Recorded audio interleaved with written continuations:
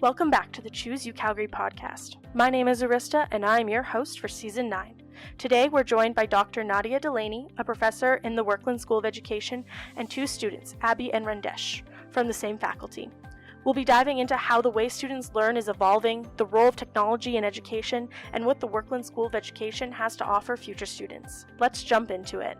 I would like to take this opportunity to acknowledge the traditional territories of the people of the Treaty 7 region in southern Alberta, and that the City of Calgary is also home to the Métis Nation of Alberta Districts 5 and 6. The City of Calgary has always been my home, but I'm only a second-generation Canadian on my dad's side, reminding me of how thankful I am for being able to attend school, live, and work on the lands of the Blackfoot Confederacy, the Tsuut'ina First Nation, and the Stoney Nakoda Nations. Which reminds me how important it is to remember that everything done at the University of Calgary campus, including podcast recordings, starts with these lands. Please keep this in mind as you listen to this podcast.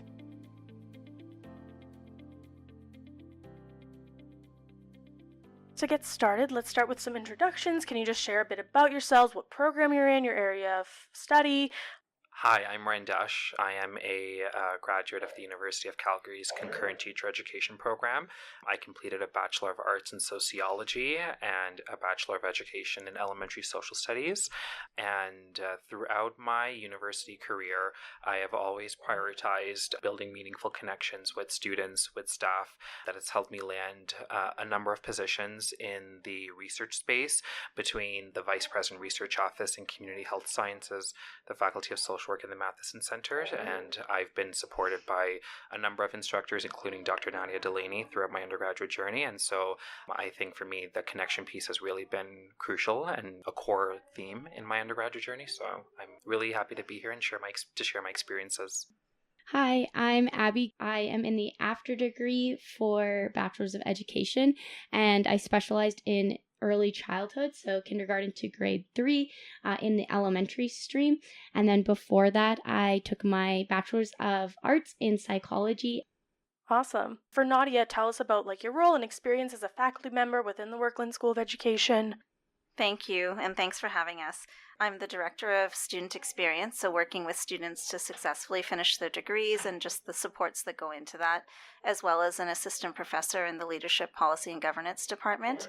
So like these two, we got together in the research space and worked together while they were doing their degrees, and it's kind of like the adage of you really do need to invest in students and their experiences, not only helping them finish their degrees, but also in opportunities that allow them to thrive and develop different senses of the student experience. Yeah, for sure. For Abi and Randesh, what's your experience like as a student in the Werklund School of Education? And Nadia, what's it like teaching in the Werklund School of Education? Just from a student perspective, I thought it was a great program to be a part of. I really enjoyed how a lot of the classes were more discussion-based. So this gave you an opportunity to just get to know your classmates and hear many perspectives about topics and areas, as well as it developed our teaching because lots of times we are presenting to each other and just learning how to teach and how to take feedback, which was super important. And then during this discussion-based program, we also got that opportunity to get to know one another. So build connections with other students, which was really awesome, and get to know your professors better because that's kind of the support system that we need going into our first years of teaching, is knowing we have those people that we met during our program that will support us and we can go back to if we have any questions or concerns.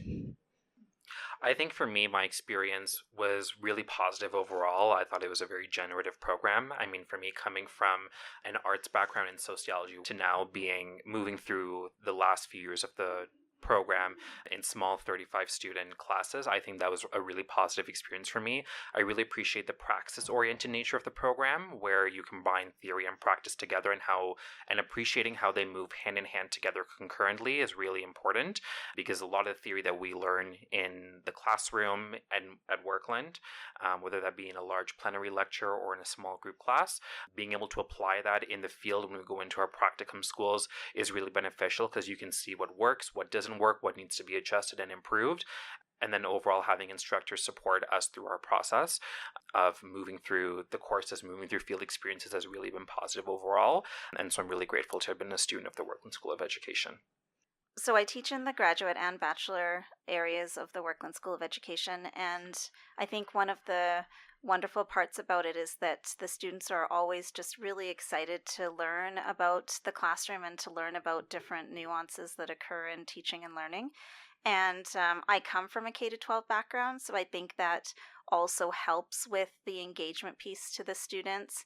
And, my belief and philosophical way of teaching is really to generate conversation and to challenge the status quo.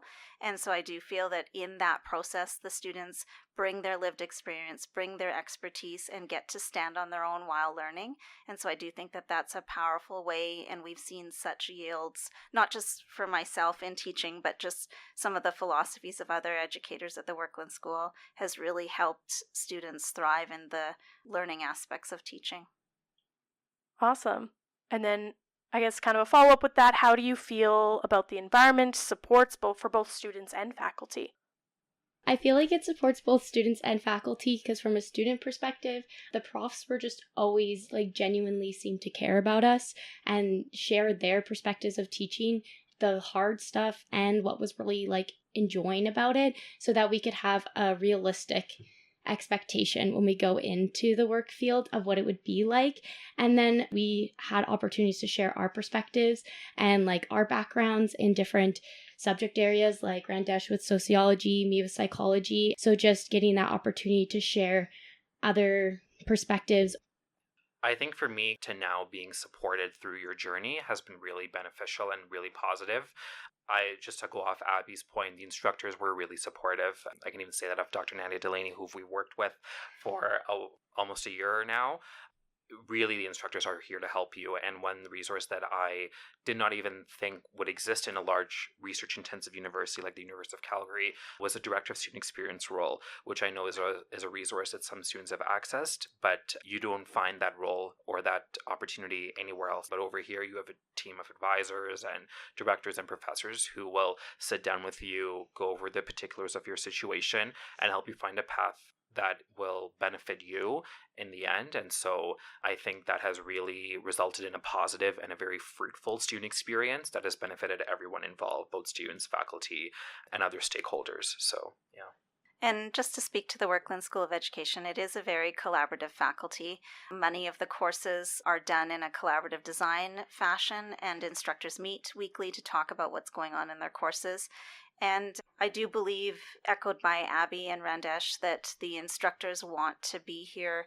They love education. They know it's critical, the roles of teachers. And so they're investing a lot, not only in the cognitive development of students at the Werklund School, but also in the socio-emotional development, almost mirroring how you would approach it in a K-12 classroom. I also wanted to add that, echoing off the relationship piece, instructors have always left the door open for us to connect back. I myself have kept in touch with multiple instructors throughout my B.Ed program here, whether that be working with them on research projects, joining committees with them, or just simply staying in touch. I think that's been a really enriching piece to my experience here. Awesome. So what inspired you to pursue teaching as a career? Well, I just love working with kids. So I've worked multiple jobs with kids, from a volleyball coach to a swimming instructor, as well as I work at Kids Strong Alberta, so developing their confidence and just their overall physical, emotional, and brain development. And so it's just been wonderful working in those settings and working with many different kids. I just love how curious a lot of kids are and their perspectives, and it's just amazing the questions they come up with. Sometimes it makes you freeze in the spot and be like, I don't know. And then it makes you kind of think deeper about different things that you maybe didn't think of. So just their curiosity really brings something out of me, I guess, and brings a lot of joy in me to see them when they're maybe struggling with a challenge in their personal life, or even with say a math concept, and they finally just get it. The amount of excitement they have when they get in that moment, it just this is why I do it. This is why I do it. Or when a kid has a conversation with you and feels connected with you to share something, and they know you're there for them, then you go, okay, all this hard work or any challenges that come, I'm making an impact on them, and they feel heard and seen, and then it just makes the job so worth it. For me, I've lived experience with this because I'm the first teacher in my family, and being a male, a person of color, and being a teacher it's a very unique positionality that I occupy.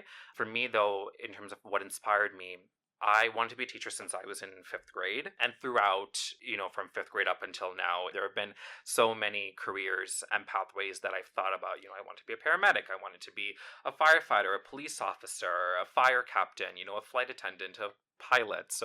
But I think across all of those careers, I think one common theme that has emerged for me was human service and human engagement and the power of connection. And I think I've been surrounded by K-12 teachers, whether that be in my own K-12 experience and also in post-secondary. I've been inspired by what they do. I've experienced the impact that they've had on me firsthand. And I thought, what better way to do anything else than to give back in the same way that they contributed to my life. And so that's, I think, what really inspired me to go into this profession. For me, in terms of being the first teacher in my family, that's a very unique positionality I occupy, as I mentioned before. And because of that positionality, I try to be the best teacher I can. And I know that's a subjective thing for a lot of people, but I try to be available for students. I try to build connections. I try to build relationships with them. And I try to show them that there are other unique ways to being, doing, and knowing than what they are used to as a way to disrupt the status quo. And so I would say for me, it's around that piece of wanting to make a difference and wanting to give back to the community. So my background was not education oriented, just to be fair and honest. I was looking at more of a science track or medicine, but I grew up in a family where my brother had cerebral palsy, and it was at a time where they had segregated classrooms. It wasn't inclusive. And he was in a classroom where they asked him to sort bottles and color in a coloring book, and he had the IQ of us, to be honest with you. And so it really, as I watched my mom advocate and my dad, and, we rallied as a family, and I became his guardian later on in life, it was just a purpose-driven decision, to be fair, that I could make a difference. And I've always tried very hard to be an advocate in the education space for personal reasons. And I think that's probably why philosophically I approach education in that way, so that everyone can feel empowered and they can really do what's best for students in K-12 in particular. And Werklund School of Education allows us that latitude to approach our courses given the content, but just in different ways that we use emphasis or lever different things so that your experience is unique in all of the courses. I just think it is the dream job. It has a lot of impact, and whether the three of us got to the point of becoming a teacher in different stories and narratives, it's still beautiful to see how it all unfolds. Yeah, for sure. Nadia, you recently gave a lecture on technology and learning in the digital era, which is now on our Choose UCalgary YouTube channel for future students to look at. Can you tell us a bit more about AI, how it's impacted both students learning and teaching at UCalgary? So if you kind of look at a landscape view of UCalgary, it is very much different faculties approach AI in different ways. And because the university doesn't have a concerted AI policy, they've embedded it into the digital policy, there is going to be that level of full-on adoption to, not a lot of use of AI. However, one of the things that we are all tasked to do is to help our students become work ready. And so you'll see instructors embracing that at different levels. And my research in the lecture was about how do you help students develop that AI literacy? How do you get them to see how important it is? And given that in the education space specific to us, there are varying levels. Right now, teachers use it for workflow efficiency, lesson planning, so on and so forth. It's not fully integrated because of user stipulations, privacy, etc. We're studying how that looks at a system level and an institutional level in education. And so applauding lots of the schools that are integrating AI and developing curriculum around it. But I think we have a long way to go. And so for us and in education, it's about how do students respond to technology, what are the affordances to it, and also to help them prepare for elements such as self-regulation and the personal types of interactions that happen with AI. There's a lot of research around AI being a companion or a buddy, so helping students navigate those spaces so that they understand the different levels of interaction and also moderate themselves when it comes to that interaction. Yeah, for sure. Kind of a follow-up with that, as both a professor and a student, how have you personally utilized AI in your learning and teaching practices in ethical ways? So I'll just share quickly and then move it to Abi and Randesh. But in my classes where I've designed the tasks, I've given the option of AI to be like attributed, and they're mostly image creation options for them so that they can start looking at how to, I really believe in metaphorical thinking, it's higher level thinking, so manifesting that in a visual way. Also using it so that they can talk to it in the persona methods so that they can ask questions from an expert, that they can get information, and then also having the conversation about plagiarism and like aspects of using it for information that you're not attributing. And I think in this day and age, it's really difficult for students to distinguish between their own independent thought versus what they've read and listened to. And that's really the crux of any technology, but AI in particular. I think for me, I've used AI in a lot of idea generation and a lot of idea formation, similar to how Nadia mentioned. Being able to use it ethically and in a way that upholds academic integrity is really, really important. And that's a practice that I have stayed true to as a student and now as a teacher, as an in-service teacher. But yes, to answer your question, it's been, yes, a lot for around idea formation, idea generation, being able to test out things, seeing what works, what doesn't work. I've also played around with different AI platforms, whether that be ChatGPT, Gemini, Copilot, Grok, I think is another one. So just seeing what they do, what their functionalities are, and what they can produce. And then of course, using AI, I think for me, it's been around using it as a tool and not a toy, using it as a tool to help with different tasks, with different, day-to-day things that we do, and not misusing it. I think we're all learning what that is, what that looks like, and what that sounds like and feels like as AI is always developing and emerging. But I think coming in with the disposition of wanting to learn and seek correction and feedback throughout the process is really important for me. So, yeah. Yeah, during my practicum, like my goal was always to just generate really creative lessons that were authentic to my students. So I found in a kindergarten lens, I tried to use Magic School AI to generate a lesson one time. What they gave me was great, but maybe not for the level that the kindergarten students were at. So I found, or that it maybe wasn't as play-based or authentic. So that program is great in a lot of ways. So then I went to the song generator, and then I was able to generate with AI like a song to a certain tune based off a soup recipe we were making. And then it was really fun for the kids engaging. So I used it in a way that like engaged their learning more and would increase like classroom engagement rather than making my work easier. I guess I still like with higher grades, if I use an AI tool, sometimes I'll put it in for just an idea, but then just having that kind of the structure we've learned with lesson forming and like backward design, just taking that critical lens and looking at, okay, what are they giving me? How can I make this better? So just knowing that it's always maybe just a starting point of my ideas that I want for my students for their learning. As a student, I tried to use it to generate images. I still am trying to like play with that a little bit and figure it out. But I definitely, in that metaphorical thinking that Nadia was mentioning, it would definitely help to just, if you have ideas in your head, to see what AI could generate for you. So it's a great tool in that way. I just wanted to add, it's great to hear the examples from Abi and Randesh, and that we're not there yet. This is still explorative. People are really playing around in the space of AI. And one of the, determinants that I think is important to highlight in this podcast is Abi and Randesh are in their last year of their degrees. So they've built up that knowledge and ability and awareness. For us as instructors and faculty at the Werklund School, it's helping students navigate those spaces and learning about it without risk that I think is critical, and that the University of Calgary gives that opportunity for in courses and across schools because of their digital strategy. In terms of how this translates into teaching, I remember vividly when I was in my final field experience, and I was using one of the platforms, and a student came up to me and said, "Mr. Randesh, you're cheating. You need to stop."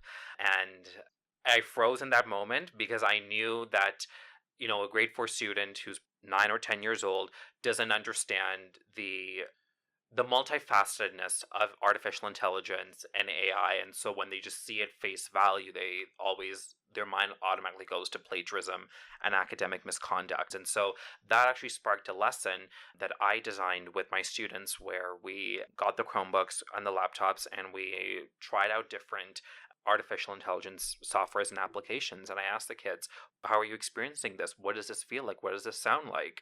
To have answers at your fingertips. And then afterwards, we had an opportunity to debrief and discuss and talk about how we can use artificial intelligence to help us use as a tool and not a toy. And they were just amazed with how it works, how it functions, and the different ways that people can use it, not only to get answers, but also to generate videos and songs and images and PowerPoint presentations. I mean, at this point with AI, the world is your oyster, right? That's what I almost tell the kids. So, yeah. I just wanted to add that a lot of students, AI was brought up in a lot of ways in how we could utilize it as teachers or as students. And a common thing that was mentioned by a lot of students in the same year as Randesh and I was for lesson planning, how important it was that we learned it on our own before, because one of our professors asked if the students who are just learning how to use a lesson plan, if he should introduce them to the Magic School AI tool. And a lot of us were like, it's so great when you know what you're looking for. Like when you already know how to structure a lesson, how to, like, what's your formative assessment? What's your summative assessment? What's my differentiation? Like when you start to learn those things yourself, then we were able to all use that tool and be like, oh, but we want to change this or we want to change that. But using it right at the start, we said we didn't feel like we would have had the knowledge we have now if we implemented it too soon into our practice.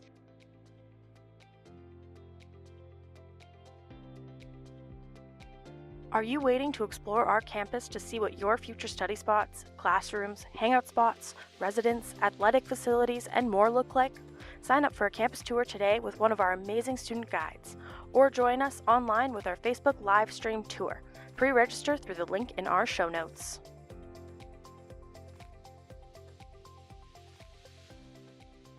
More for Abi and Randesh. What has been the highlight of your UCalgary experience so far? What really has stood out to you as part of your journey? What stood out to me was definitely working for Nadia in the research field. It was just great because I never had been a research assistant before. So just kind of learning how that process is and doing some of that work was just awesome to kind of start to understand it a little bit more for if I want to take my master's in the future.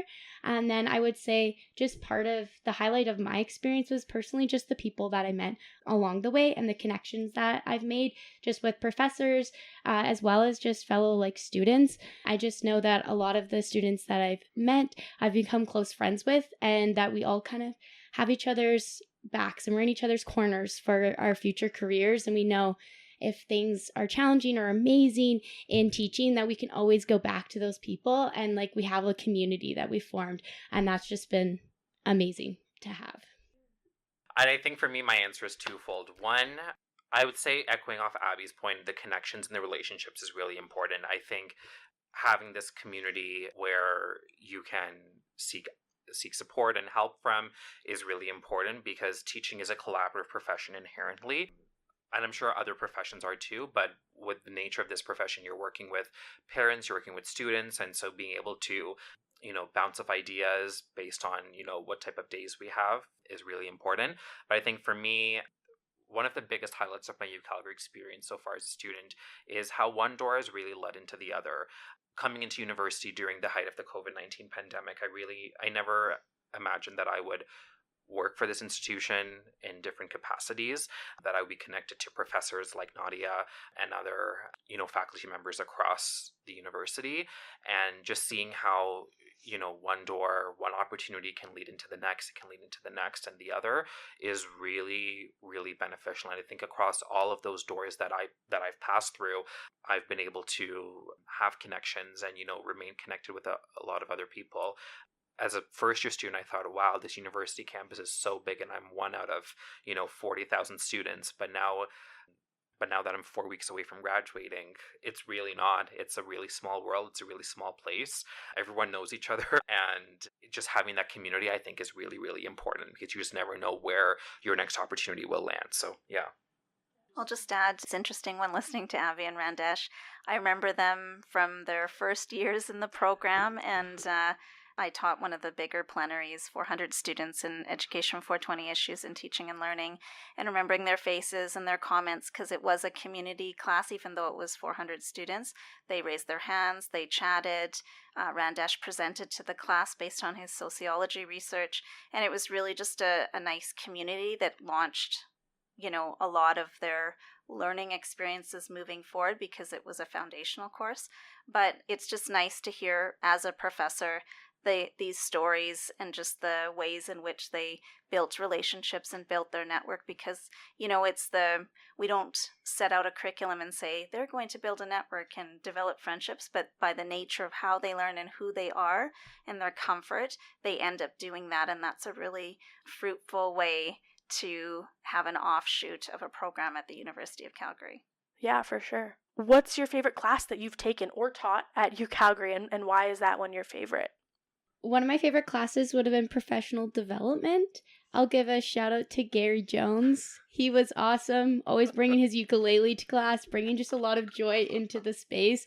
So just him himself just made that class amazing. And then also it gave us a lot of time to get ready for interviews. Because I think what was on everyone's mind during that time was applications, resumes, interviews. We still had our classes to finish. We still had our final field experience, but there were still a lot of boards that were opening applications for us to submit applications. So during that class, it really gave that opportunity to think about your teaching. What do I need to get better at? Where's the gaps in my teaching? What am I doing amazing or awesome? What am I proud of that I've done so far? Because we had to find these artifacts that aligned with the teaching quality standards. And those are the standards that we're held to as teachers. So it really got us to evaluate and give our own feedback to our own teaching and kind of reflect on the process it's been so far, as well as that really prepped, I found, us for interviews with school boards because a lot of the questions they're asking are based off those teaching quality standards. So this course was just set up at the right time in our program to just get ready for what was next. I think for me, I took a class in the summer of 2022 called Sociology of Death and Dying that was taught by Courtney Petruick. For me, I started off in the sociology EDI space, and I still work within that space very much, but I've now shifted my focus in terms of research and policy work to healthcare, palliative care, community health sciences, and sort of in that type of space. And so for me, in that course, I had an opportunity to look at the sociological dimensions of death, the sociological dimensions of dying, and to see how inequity really manifested in this social world. For me, I'm a person of color, and so being able to not only read case studies, but go out and see community partners, work with different stakeholders and institutions was really, really wonderful. And for me, a lot of what clicks for me in my courses is that critique to structure and that critique to status quo. And I had an opportunity to do that in that Sociology of Death and Dying course. And it's a course where where my heart really was invested in the material. I didn't feel like it was, another paper or another exam. I was just so intimately connected with the material, and it was just great. Yeah. I would say I love all the courses that I teach. Very lucky to teach across the graduate and the bachelor program in plenaries and smaller classes as well. My favorite, it's not really my favorite, but it's in my top 5, would be assessment. And so Abi talked about assessment a little bit, and so I sort of felt proud in that moment that she would remember the formative, summative alignment pieces around it. And it really is such a critical course for students to really think about how to evaluate and assess students in K-12. Typically, there are a lot of mistakes that happen, such as, infusing behavior into assessment. So late marks, deductions that are arbitrary. And then sometimes many people experience, you get a paper back and it's got the red ink on it and it deflates a child. So it's one of those courses where it's so delicate and important for the students to really think deeply about how they will assess and what that does for a student's mindset and growth, that it is one of my favorites to teach. Yeah, for sure. If you could offer one piece of advice to prospective students considering a future at UCalgary, what would it be?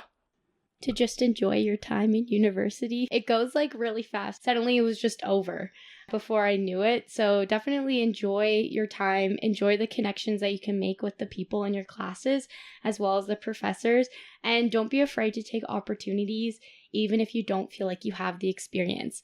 If you're willing to learn and someone's willing to teach you, just dive right in and take that experience, and it will just help in your professionalism as well as building further connections with people.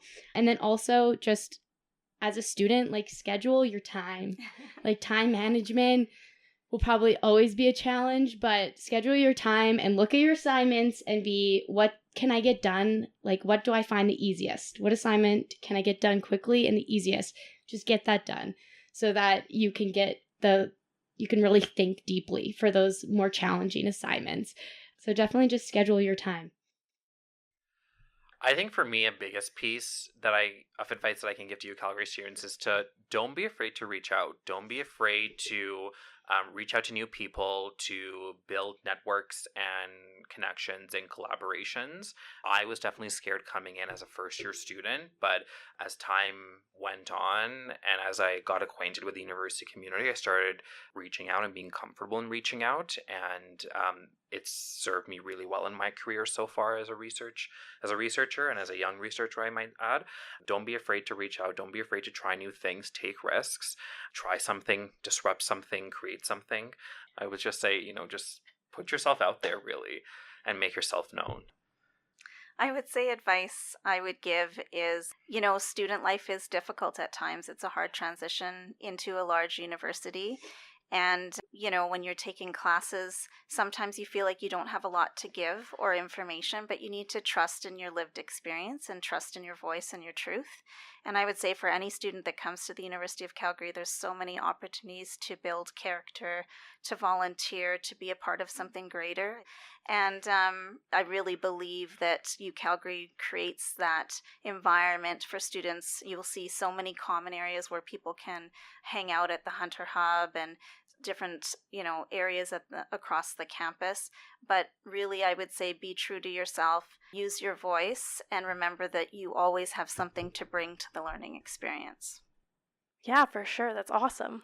Is there anything else you'd like to share with future students or anyone who's considering joining the Werklund School of Education? In terms of the Werklund School of Education, I would say practicum experience, so your field experiences, are the best experience. Personally, I found that was when I could ask so many questions and just really integrate theory to practice and see what assessment strategies are they using. How do I like them? What can I take from this? Just to grow in your own practice and just not be afraid to ask those questions, because your mentor teachers that they put you with are there to support you and help you grow and build you for this profession. So ask as many questions as you can so that when you leave, you feel like you're ready. To go off Abby's point, field experiences are the best. That's the part of your program where you get to try something, and if it goes well, it goes well. If it doesn't go well and goes to the ground, you have an opportunity to reflect on it, that experience to an extent in a safe space, right? Because you have a partner teacher, your field instructor, and yourself and the students to work with. And I would really say that specifically to the Werklund School of Education, don't be afraid to make mistakes. And I think, whether that be across your field experiences or your academic courses, your instructors are here to lift you up. Your instructors are here to, stand on your shoulders and to help you, move through. And, there will be challenges. There will be, road bumps and barriers in the way. But I think that resiliency piece is really, really important, and being able to access the supports that you have been given is really, really wonderful. Yeah, I think that's what creates a holistic student experience, and one that's fruitful and generative. So I would say that honestly, the Werklund School has very dedicated instructors and faculty members. There are so many opportunities in the Werklund School, whether it be international exchanges or research that complement the academic studies in such a rich way. The other piece that's so important of the Werklund School of Education is we live and breathe teaching and learning. And because in this day and age, with fractured political systems and challenges in society are multifaceted, education truly does create the heartbeat of a community and a society. And so we have to continually evolve. We have to continue to advance. And the Werklund School is doing their best to continue to innovate in the education space. Awesome. Yeah. Thank you. This was awesome for future students. I think this will be very beneficial. No, this was great. Thank you so much for giving us an opportunity to articulate our experiences and, document our journey thus far. I think it's really great to put it into perspective and to, think about where we started and where we're finishing, and being able to inspire the future generation of UCalgary students is a really wonderful opportunity. So thank you. Thank you so much for coming in and talking with me today.